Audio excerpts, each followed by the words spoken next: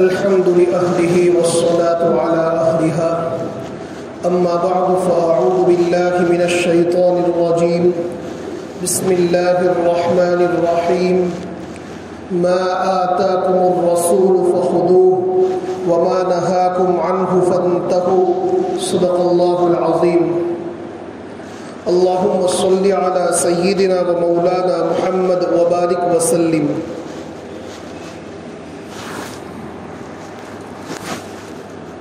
اس سے پہلے کی مجلس میں جناب نبی کریم سرور دو عالم صلی اللہ تعالی علیہ وسلم کی مبارک سنتوں کے عنوان سے مختلف باتیں ذکر کی تھی اور قرآن کریم کی یہ آیت کریمہ وَمَا كَانَ لِمُؤْمِنٍ وَلَا مُؤْمِنَةٍ إِذَا قَضَى اللَّهُ وَرَسُولُهُ أَمْرًا أَن يَكُونَ لَهُمُ الْخِيَرَةُ مِنْ أَمْرِهِمْ. اس آیت کریمہ کے تحت یہ بتلایا تھا کہ جب اللہ اور اس کے رسول صلی اللہ تعالی علیہ وسلم کی جانب سے کوئی حکم ہمارے سامنے آ جاوے اور آپ کا فرمان ہمارے سامنے آ جاوے تو پھر چاہے کوئی مومن مرد ہو کوئی مومن عورت ہو اس کو کوئی اختیار باقی نہیں رہتا. اس کو اللہ اور اس کے رسول صلی اللہ تعالی علیہ وسلم کے فرمان کو فالو کرنا پڑے گا, اس کو اپنانا پڑے گا, اپنے نفس کے تقاضے کو چھوڑنا پڑے گا, اپنی خواہشات کو قربان کرنا پڑے گا. تب جا کر یہ کہا جائے گا کہ یہ سچا اور پکا مومن ہے. ہمارا ایمان, ہمارا اسلام, ہمارا دین یہ کامل اور مکمل نہیں ہوتا جب تک کہ ہمارے دل میں اللہ کے نبی صلی اللہ تعالی علیہ وسلم کی پکی عظمت, پکی محبت اور پکا تعلق جو ہے نہ بیٹھ جائے. اسی لیے حضرت عمر رضی اللہ تعالیٰ عنہ فرماتے ہیں کہ ایک مرتبہ اللہ کے نبی علیہ الصلوۃ والسلام میرا ہاتھ پکڑ کر چل رہے تھے اور اس وقت میں نے اللہ کے نبی علیہ الصلوۃ والسلام سے یہ کہا کہ یا رسول اللہ مجھے جو ہے آپ سے بہت محبت ہے, آپ مجھے بہت محبوب ہیں, ہر چیز سے محبوب ہیں سوائے میری جان کے. تو اللہ کے نبی علیہ الصلوۃ والسلام نے ارشاد فرمایا کہ عمر ابھی تمہارا ایمان مکمل نہیں ہوا. حضرت عمر فاروق رضی اللہ تعالیٰ عنہ نے اپنی ذات پر غور فرمایا, پھر اس کے بعد یہ کہا کہ یا رسول اللہ جو ہے آپ مجھے ہر چیز سے زیادہ محبوب ہیں, حتیٰ کہ میری جان سے بھی زیادہ آپ مجھے محبوب ہیں. تو اس وقت اللہ کے نبی علیہ الصلوۃ والسلام نے ارشاد فرمایا کہ عمر اب تمہارا ایمان کامل اور مکمل ہوا. معلوم یہ ہوتا ہے کہ اگر ہمارے دل میں اللہ کے نبی صلی اللہ تعالی علیہ وسلم کے ذات کرام کے ساتھ محبت ہماری جان سے بھی زیادہ نہ ہو جائے, ہر چیز ہم اللہ کے نبی کے لیے قربان کرنے کے لیے تیار نہ ہو جائے, ہماری خواہشات کو, ہماری چاہتوں کو اور ہمارے سارے تقاضوں کو اللہ اور اس کے رسول کے آگے قربان کرنے کے لیے جب تک تیار نہ ہو جائے تو ہمارا ایمان مکمل نہیں ہو سکتا. ہم اللہ کے یہاں جو ہے مومن نہیں کہے جا سکتے. ہم اللہ کی نگاہ میں, ہم اللہ کے یہاں مومن اسی وقت ہے جب کہ ہم اپنی خواہشات کو قربان کر دیں. اور یہی صورتحال حضرات صحابہ کرام کی تھی کہ حضرات صحابہ کرام نے اپنی خواہشات کو قربان کر دیا. اللہ کے نبی کی چاہت کے آگے اپنی خواہشات کو قربان کر دیا. وہ واقعہ میں نے آپ کے سامنے ذکر کیا تھا کہ حضرت عمر رضی اللہ تعالیٰ عنہ جب ان کی بیٹی حضرت حفصہ رضی اللہ تعالیٰ عنہ کے شوہر کا انتقال ہو گیا تو اس کے بعد وہ اپنی بیٹی کا رشتہ لے کر حضرت عثمان رضی اللہ تعالیٰ عنہ کے پاس جب تشریف لے گئے تو انہوں نے انکار کر دیا. حضرت ابوبکر صدیق رضی اللہ تعالیٰ عنہ نے جب حضرت ابوبکر صدیق رضی اللہ تعالیٰ عنہ کے پاس گئے تو انہوں نے کوئی جواب نہیں دیا. ایک مدت کے بعد اللہ کے نبی علیہ الصلوۃ والسلام نے جب ان کے لیے نکاح کا رشتے کا پیغام بھیجا تو انہوں نے بخوشی قبول فرما لیا. تو اس وقت حضرت ابوبکر صدیق رضی اللہ تعالیٰ عنہ ان سے کہنے لگے کہ عمر جب میں نے تم کو کوئی جواب نہیں دیا تھا تو تمہیں تو غصہ آیا ہوگا نا. تو حضرت عمر رضی اللہ تعالیٰ عنہ فرماتے ہیں کہ جی ہاں مجھے غصہ آیا تھا.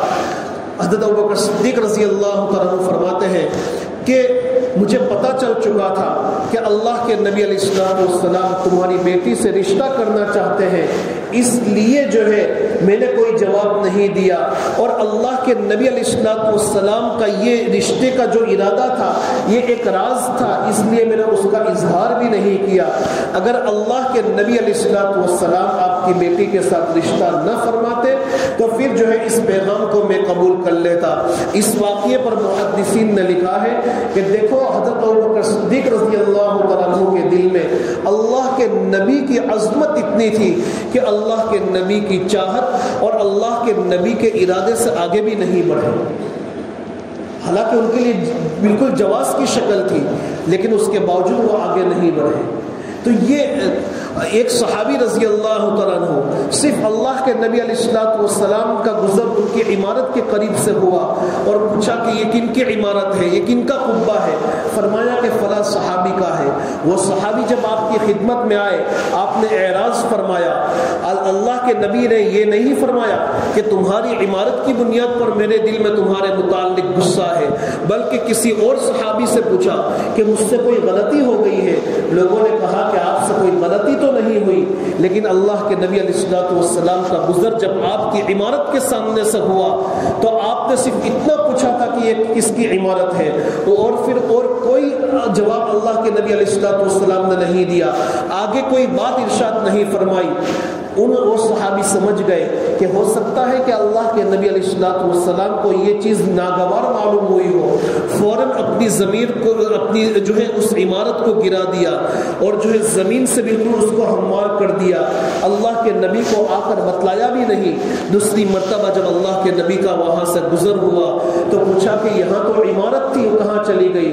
اللہ کے نبی علیہ السلام سے صحابہ نے کہا کہ جب آپ نے ان صحابی سے اعراض فرمایا تو انہیں جو ہے بہت زیادہ رنج ہوا اور اس پر انہوں نے اس عمارت کو منہدم فرما دیا۔ اللہ کے نبی علیہ السلام نے خوشی کا اظہار فرمایا۔ یہ حضرات صحابہ کرام رضوان اللہ تعالیٰ علیہ مجمعین کے حالات تھے کہ اپنی محبوب سے محبوب چیز کو، اپنی قیمتی ترین چیز کو اللہ کے نبی کی چاہت کے آگے قربان کر دیا کرتے تھے۔ اسی لیے میرے دوستوں، میرے بھائیوں، میرے عزیزوں، اگر ہم یہ چاہتے ہیں کہ اللہ کے پیارے اور محبوب بندے بنے، اللہ کے نبی علیہ السلام کے چہیتے بنے، تو ہمیں اپنی چاہتوں کو قربان کرنا پڑے گا۔ ہماری چاہتیں کیا ہے؟ میں آپ کو جو ہے بالکل سادہ الفاظ میں بتا رہا ہوں۔ دیکھیے جب نماز کا وقت ہوتا ہے تو ایک طرف دکان پر گراہک آ رہے ہیں، دکان پر جو ہے بہت سارے کسٹمر آ رہے ہیں، اور میرا دل یہ چاہتا ہے کہ یہ گراہک صبح سے بیٹھا ہوں، ابھی تک کوئی گراہک نہیں آیا، کوئی زیادہ منافع نہیں ہوا، اور ابھی نماز کے وقت میں گراہک آ چکا ہے، لاؤ اس کو نمٹا لو۔ ایک طرف اذان ہو رہی ہے، میرے اللہ کا تقاضا ہے اور میرے نبی کا فرمان یہ ہے کہ میری آنکھوں کی ٹھنڈک جو ہے نماز کے اندر ہے۔ اگر ہم نماز پڑھ کے نبی کی آنکھوں کو ٹھنڈک پہنچانا چاہتے ہیں اور اللہ کے پیارے اور محبوب بندے بننا چاہتے ہیں تو پھر ہمارے لیے ضروری ہوگا کہ اس آیت کریمہ کو مد نظر رکھے کہ وما كان لمؤمن ولا مؤمنة اذا قضى الله ورسوله امرا ان يكون لهم الخيرة من امرهم، کہ اللہ اور اس کے رسول کا تقاضا جب سامنے آ جاوے تو اب ہمارے لیے کوئی گنجائش باقی نہیں رہتی، کوئی گنجائش باقی نہیں رہتی۔ پھر چاہے وہ گراہک کتنا ہی بڑا کیوں نہ ہو، اس کو چھوڑ دے اور اپنی دکان بند کر کے فوراً اللہ کی طرف متوجہ ہو، نماز کی طرف متوجہ ہو۔ اور جب ہم نماز کی طرف متوجہ ہوتے ہیں یہ اس بات کی علامت ہے کہ ہمارا ایمان بیدار ہے، ورنہ پانچوں مسجدوں کی اذانوں کی آوازیں ہمارے کانوں میں پڑے، ہمارے کانوں کے اندر گرے، ہمارے کانوں کے سے ہم سنے ساری مسجدوں کی اذانوں کی آوازیں، اور ہم جانتے ہیں کہ چاروں طرف ہمارے قریب کے اندر مسجدیں ہیں، لیکن فجر کی نماز میں ہم اپنے گھروں میں سوئے پڑے رہے، اور جو بیچارے کمزور اور بوڑھے قسم کے لوگ ہیں وہ مسجد میں آوے، جنہیں اللہ نے طاقت دی ہے، نوجوانی دی ہے، تو وہ آرام سے اپنے بستر پر سویا پڑا رہے۔ یاد رکھ لو وہ کبھی اللہ کی رحمت سے قریب نہیں ہو سکتا، وہ اللہ کی رحمت سے قریب نہیں ہو سکتا، وہ دکانوں پر پڑا رہے، اس کو مسجد میں آنے کی توفیق نہ ہو۔ یاد رکھ لو یہ اس بات کی علامت ہے کہ اس کے ایمان کی روح ختم ہو چکی ہے، اور روح کے ختم ہو جانے کے بعد کوئی فائدہ نہیں رہتا. یہ ہمارا جو بدن ہے یہ بدن اسی وقت تک کام کا ہے جب تک کہ اس کے اندر روح ہے, اور جب روح ہے تو پھر رشتہ دار بھی اس کو اپنے گھر میں رکھنے کے لیے تیار نہیں ہوتے, اس لیے کہ اب یہ ختم ہو چکا, یہ مر چکا. میرے بھائیوں, اگر ہم اپنے ایمان کی روح کو باقی رکھنا چاہتے ہیں, ہمارے لیے ضروری ہوگا کہ جیسے ہی اذان کی آواز سنیں اپنی دکانوں کو بند کریں اور مسجد میں آویں. ہم اور جگہ کی بات نہیں کرتے, ہم اپنے مسلم معاشروں کو دیکھ لیں. نماز مغرب میں اذان ختم ہو جاتی ہے, مسجد پوری کی پوری خالی رہتی ہے. میرے بھائیوں, آج تو وہ دور ہے کہ اللہ تبارک و تعالیٰ نے ہم کو اتنی نعمتوں سے نوازا ہے کہ جس کی کوئی انتہا نہیں. ایک زمانہ تو وہ تھا کہ مسجد میں جانا لوگوں کے لیے مشکل تھا, راستے بھیانک تھے, پرخطر تھے, قریب میں مسجدیں نہیں تھی اور پھر مسجدوں کے اندر سہولتیں نہیں تھی. آج اللہ تبارک و تعالیٰ نے قریب میں ہمیں مسجدیں عطا فرمائی ہے. مسجدوں میں ہر طرح کی سہولتیں موجود ہیں, عمدہ قسم کا ٹھنڈا پانی موجود ہے, اپنی ضرورتوں سے فارغ ہونے کے لیے جو ہے ساری سہولتیں مہیا کی گئی ہے. عمدہ قسم کے گالیچے ہیں, عمدہ قسم کی ٹھنڈی ہوائیں ہمیں مسجد کے اندر ہوتی ہے. ہم سکون کے ساتھ اللہ کو یاد کر سکتے ہیں, لیکن اس کے باوجود ہم ان نعمتوں کی ناقدری کریں تو یاد رکھ لینا اللہ تبارک و تعالیٰ اگر نعمتوں کی ناقدری کی بنیاد پر ایک دن ان نعمتوں سے بھی محروم کر دے گا. دنیا کے اندر آپ نے دیکھا ہوگا کہ بے شمار مسجدیں بند ہو چکی ہیں, اشتبل کے اندر جو ہے وہ تبدیل ہو چکی ہے, دشمنوں کے ہاتھ میں جا چکی ہے. اندلس کی پوزیشن دیکھ لیجئے, اسپین کی تاریخ کو آپ پڑھ لیجئے, وہاں 800 سال تک مسلمانوں کی حکومت رہی, اور جس گلی سے کوئی انسان صبح کے وقت گزرتا, کسی گلی سے رونے کی اور اللہ کے سامنے گر گرانے کی آواز آتی تو کسی گلی سے تلاوت کی آواز آتی تھی. لیکن جب وہ عیاشی میں مبتلا ہوئے, نمازوں سے دور ہوئے, اللہ کی نعمت کی ناقدریہ کی, نبی کے طریقوں کا مذاق اڑایا, نبی کے طریقوں کے جنازے نکلے, آج مسجدوں پر تالے پڑ چکے ہیں.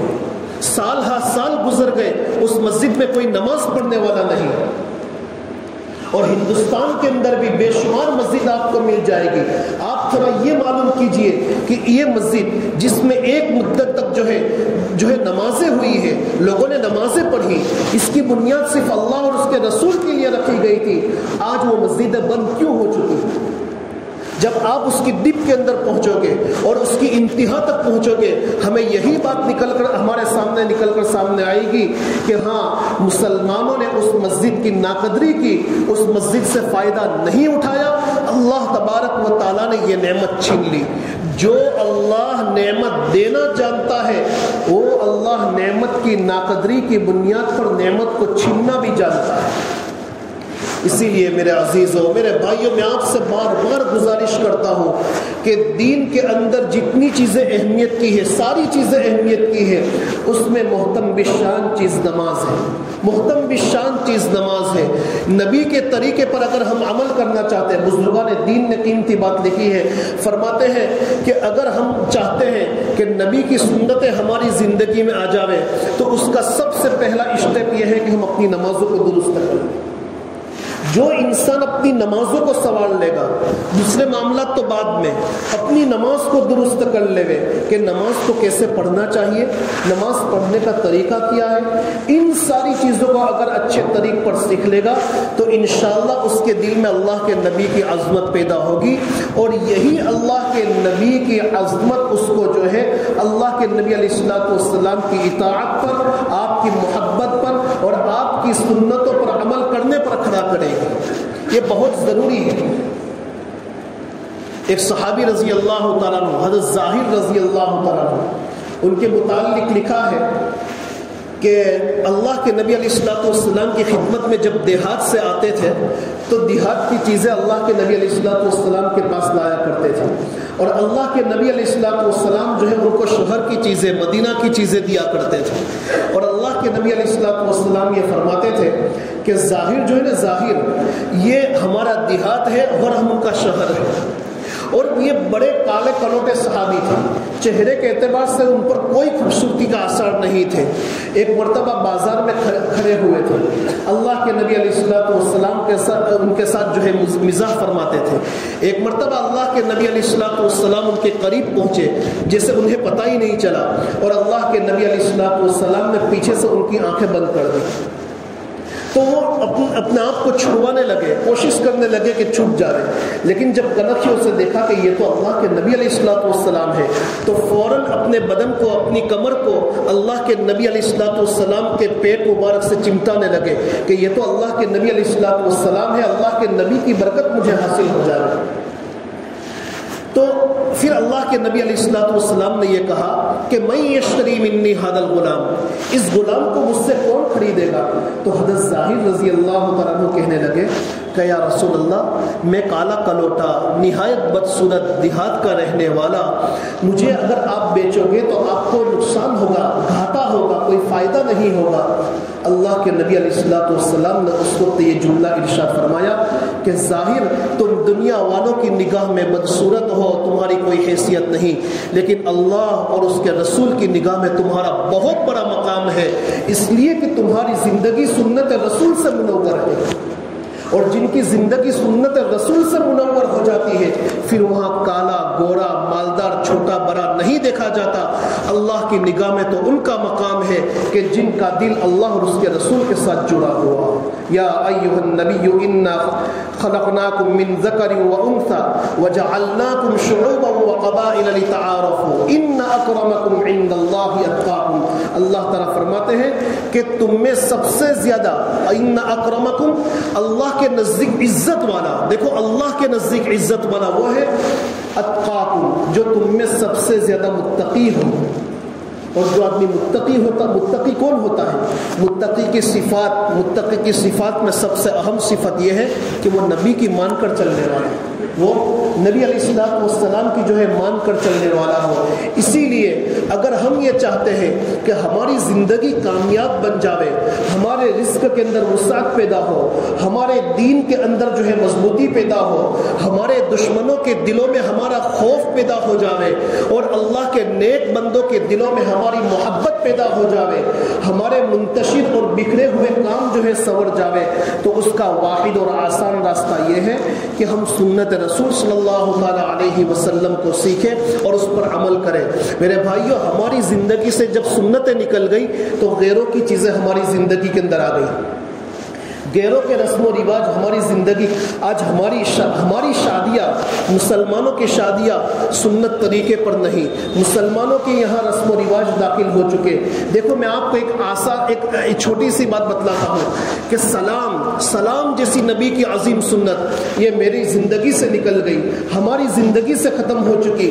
تو پھر جو ہے ہیپی دیوالی, ہیپی ہولی, غیروں کی ساری چیزیں ہمارے جو ہے مسلمانوں کے اسٹیٹس پر اور مسلمانوں کی دکانوں پر اس کے پوسٹر آ چکے ہیں. یہ ساری چیزیں, ایک مسلمان ہیپی دیوالی کے اسٹیٹس لگاتا ہے, ہیپی ہولی کے اسٹیٹس لگاتا ہے, اور اپنے غیر مسلم بھائیوں سے جو ہے ہیپی ہولی اور ہیپی دیوالی کے میسج کرتا ہے, فون کر کے کہتا ہے. لیکن ایک مسلمان کو اللہ کے نبی علیہ الصلوۃ والسلام کی بتلائی ہوئی تعلیم سلام کرنے کی توفیق نہیں ہوتی, سگے باپ کو سلام کرنے کی توفیق نہیں ہوتی.